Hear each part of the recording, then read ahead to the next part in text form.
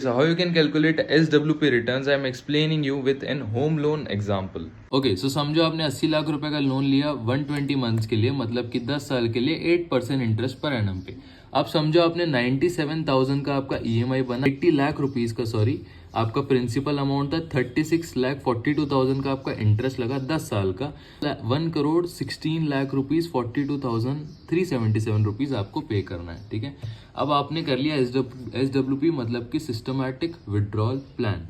अब 80 लाख रुपीस की अगर आप SWP कर रहे हो एंड आप 1 लाख रुपीस का विड्रॉल हर मंथ ले रहे हो, क्योंकि आपको 97,000 रुपीस का ईएमआई पे करना है होम लोन का। ठीक है, 15% आप एक्सपेक्टेड पर एनम का रिटर्न ले रहे हो 10 साल के लिए। तो कैलकुलेशन देखो, खुद ही कंप्यूटर करके दे रहा है। 80 लाख रुपीस के हिसाब से आप 1,20,00,000 रुपीस विड्रॉ कर रहे हो एंड 63,07,000 रुपीस जो है आपका एंड में आपको 10 साल के बाद फाइनल वैल्यू मिलेगा। दोनों को अगर आप कैलकुलेट करोगे तो आपका 63,67199 रुपीज, तो आपके पास बचता है 1,83,67,199 रुपीज। ठीक है, एंड आपका जो होम लोन था वो आपको कितना पे करना था, तो आपको इतना जो है वो होम लोन देना है, बट आपको 10 साल बाद इतना वैल्यू मिल रहा है। तो अगर आप उसमें से उसको माइनस करोगे, आपके पास 67,24,822 रुपीज पड़ते हैं।